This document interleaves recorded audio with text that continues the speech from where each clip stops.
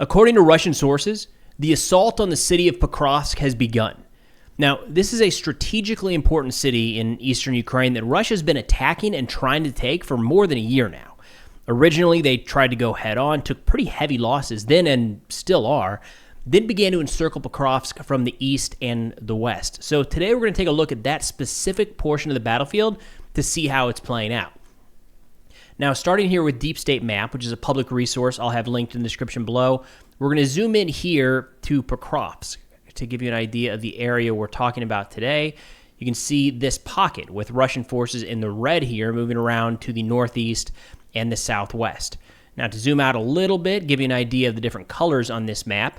This tan to the west is territory held by Ukraine. The green across the map is territory taken by Russia since liberated by Ukraine.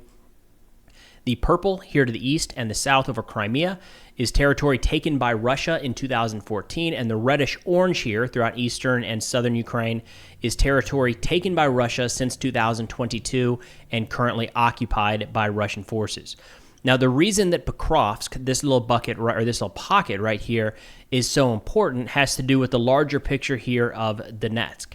Now, if you'll remember, towards the beginning of the war, Russia held an illegal referendum, illegal according to the international community. Outside of, I think, Belarus and North Korea, everybody said that's not valid. Nonetheless, they held a, quote, vote, and the people voted and said, we would like to be a part of the Russian Federation. That was in Kherson, Zaporizhia, Donetsk, and Luhansk. Now, Russia does not control all of that territory, which is why Pokrovsk right here is so important for them to capture. And this has been a real thorn in the side for Putin during the course of any sort of ceasefire negotiations.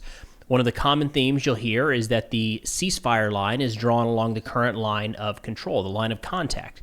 Well, in Luhansk, that's not that big of a deal. There are some small areas in that oblast still held by Ukrainian forces. But it's hard for Putin when you look at places like Donetsk, Zaporizhia, and Kherson, where there's major portions of that territory still under Ukrainian control. So how does Putin square with his population that they're over here trying to liberate the native Russian speakers, or whatever the term is they're using these days, and that this is now territory that is forever Russia, as they like to say, but they're just going to cede it to Ukraine in the event of a ceasefire? Unlikely, right? At the same time, there's no indication that Ukraine plans to give over any of this territory that Russia has not yet been able to take by force. It's a major problem with Russia as it comes to any sort of ceasefire negotiations. So zooming in here to Pokrovsk, this has generally been viewed as a strategically important city for a couple different reasons. First, it was a logistics hub for eastern Ukraine to keep Ukrainian forces supplied from Dnipro, Pavlograd moving east along the whole eastern portion of the front. Clearly, that's not the case anymore, and hasn't been the case for quite a while because of this little guy right here. A few months back, Russia severed this line moving east, so Pokrovsk is no longer the logistics hub that it once was, which, bigger picture, means that Pokrovsk is not as important to Ukraine today as it would have been had they lost this city 6, 9, certainly 12 months ago. Not to say that its loss is insignificant, but right now, it's not really a hub of logistics. Generally, anything coming towards Pokrovsk right now is just being used for the defense of Pokrovsk. It doesn't necessarily impact the rest of the east today. That doesn't mean that this situation is necessarily any better, but it's no longer like Pokrovsk falls and all of a sudden there's going to be a collapse of the eastern front. Now, from Ukraine's perspective, one of the reasons that Pokrovsk is so important is they've been able to build up substantial defensive networks around the city. This is also, if it were to fall, would be the largest by population, pre-war population, Ukrainian city to be taken by Russia since Bakhmut in 2023. So it's notable in a lot of ways. Now, as Ukraine has managed to hold back the Russian forces in some of these areas here, what they've done in the meantime is move further north and northwest and build up their defensive networks further inside of Ukrainian territory. So they are going to, at some point, the way this looks is they will likely lose Pokrovsk. And the hope then, from the Ukrainian perspective, is that they've built up enough substantial defensive networks behind that to where Russia is not able to rapidly advance further inland. That was the goal for Russia when they began the push at Pokrovsk, was you clear this, move past those defenses, and it opens the door to take the rest of Donetsk. To be fair, that's not really been in the cards like since the opening weeks of the war. It's always been a conversation. Remember Bakhmut? As soon as that would fall, it's going to open up the rest of Donetsk. And here we are, 15 kilometers moved west in the last 2 years. So this is the argument that Russia's making. Nonetheless, this has been the focus of Russian offensive activity for more than a year now. In fact, if you go back to the Ukrainian push into Kursk last August up here in the north, one of the arguments for why Ukraine was doing that was trying to alleviate some of the pressure around Pokrovsk down here. So turning then to Russian reports of the assault on Pokrovsk, we're hearing this from the Russian Ministry of Defense and multiple mill bloggers right now talking about how the fighting here has begun. They're getting ready to take the city. Now, the situation around Pokrovsk is no doubt precarious, but we have also heard from a lot of loud Russian voices, to include some on social media, that Pokrovsk has been on the verge, that they're surrounded, they're going to fall, their collapse is imminent for months at this point. So again, the situation here does not look good for Ukraine. We're definitely seeing some Russian advances in a few different areas, but wouldn't be all that shocking if another 6 or 9 months from now, there is still a pocket of Pokrovsk held by Ukrainian forces. Nonetheless, turning to Russian mill blogger here, Yuri Kotenak, he says the assault on Pokrovsk has begun. In general, although we have not yet entered the administrative boundaries of Pokrovsk here, we are literally standing on them. East of Pokrovsk, the fierceness of the fighting is growing. The enemy, realizing the complexity of the situation, gradually concentrated many of his units here. Taking into account the rapid transfer of enemy reserves as well as the isolation from the rear, I think we should not expect further rapid progress. Moreover, the assault regiments of the Ukrainian armed forces have already begun their counterattacks here. Rapid progress is quite the way to say this. Now, one of the reasons I like Deep State Map is that you can pretty quickly move back and forth over the dates. And if we go back to the beginning of July, you'll see the change in territorial control here. It's not a lot. So you're talking about 2 full weeks. I don't know that I would list a couple kilometers as rapid advance, but then again, that's kind of the pace of operations in this conflict. So no rapid advance for the foreseeable future. And when they're talking about the isolation of their forward units, I've actually got a clip I'm going to play here in a second of just one of these roads leading up to Pokrovsk where Ukraine is just hammering Russian forces day in and day out. It's a road of death that we've seen in multiple portions of the front, and some recent footage that we'll show here in a second.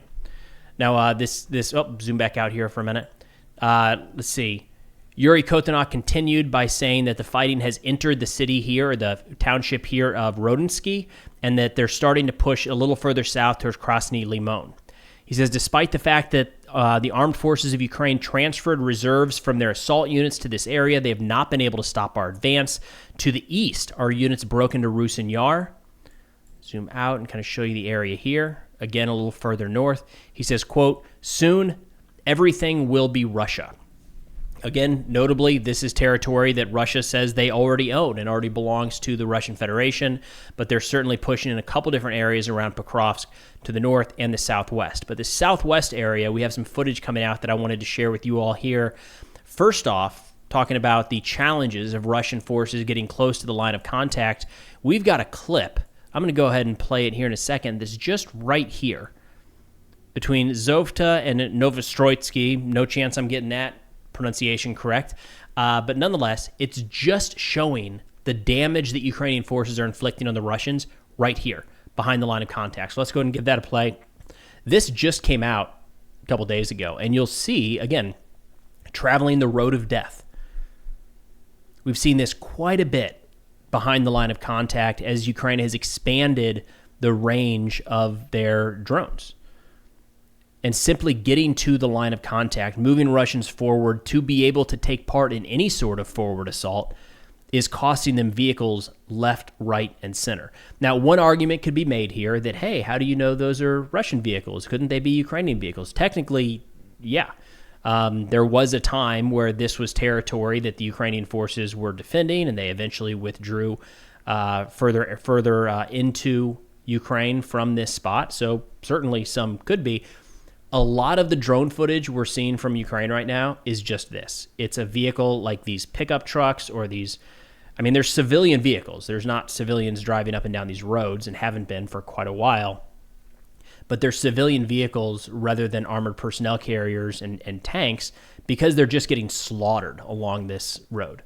They get hit, pushed off to the side.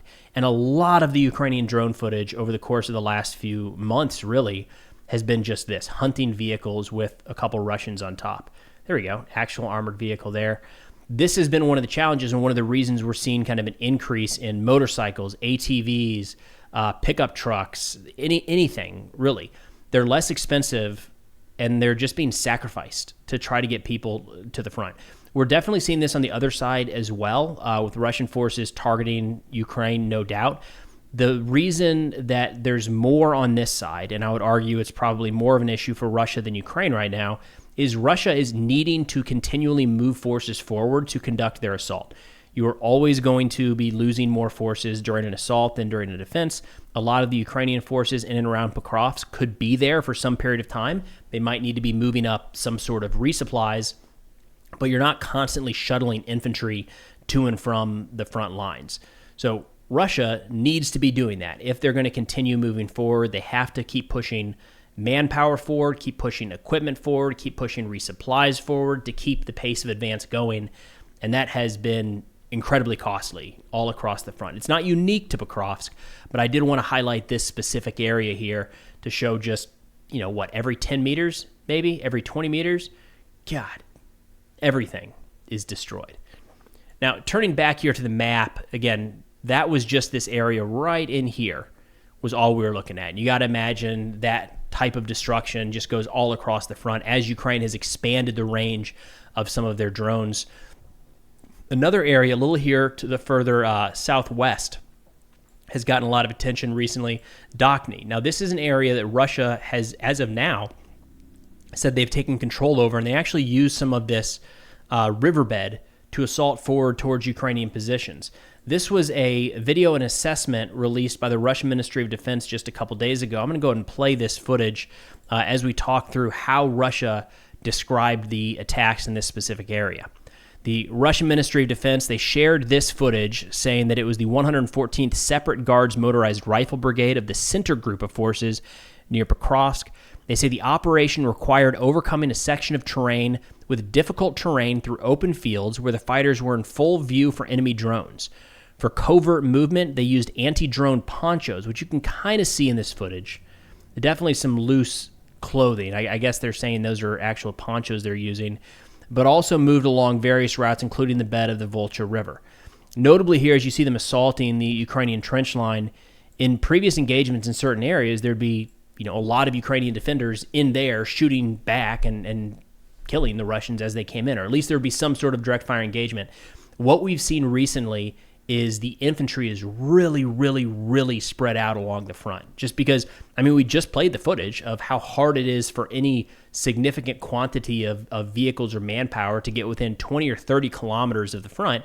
So what we've seen is that fewer and fewer infantry are being used to hold those positions, and more drones are being used to overwatch them and conduct strikes. Might be one of the reasons here you're seeing the Russians in broad daylight apparently able to assault a Ukrainian trench line without much resistance. The Ministry of Defense statement says, quote, "The guys showed fortitude and excellent physical shape. We had to overcome many kilometers in full gear. It's also hot. In such weather, the poncho is like a bathhouse, but they were able to concentrate the necessary forces in forest belts and lowlands. As soon as they accumulated, they went to clean up the settlements. Both of these two settlements are down the same street. The Ukrainians saw how our boys methodically occupied house after house and simply retreated. They say the enemy actively used attack drones, which required constant improvisation and the use of non-standard solutions from the Russian military.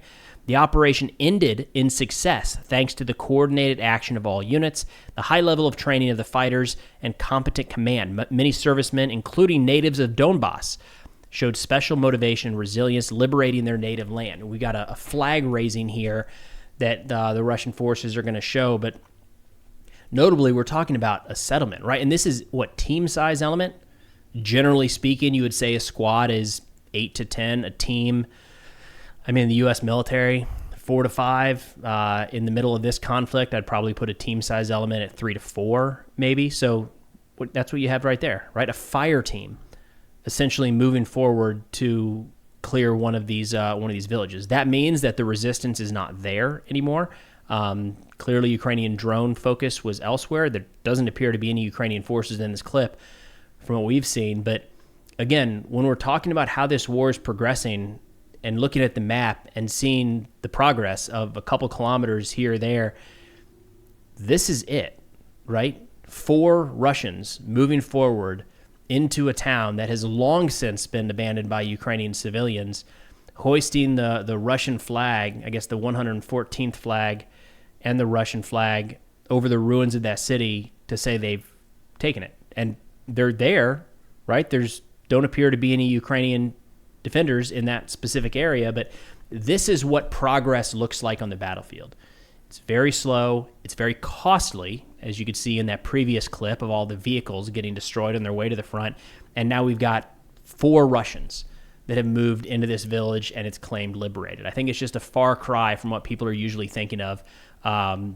When you hear that a city or a village or a town has been liberated by one side or the other, or the territorial control has changed, I think it's worth keeping this clip in mind of that can be just a few soldiers at a time. But nonetheless, moving back to the map here, it is a precarious situation for Ukraine in and around Pokrovsk. This is an area where Russian forces are really focused over the course of the last year. It does seem like they're continuing to pour forces into this region despite the cost of getting them anywhere near the front. And look, it's not trending in the right direction for Ukraine. We'll see what they do to not just slow the Russian advance, but make it more and more costly going forward. And then I would expect to see Ukraine eventually withdraw to another line of defense a little further to the north and to the west before too awful long. But that's all we got for now. Thanks for watching, and I'll see y'all next time.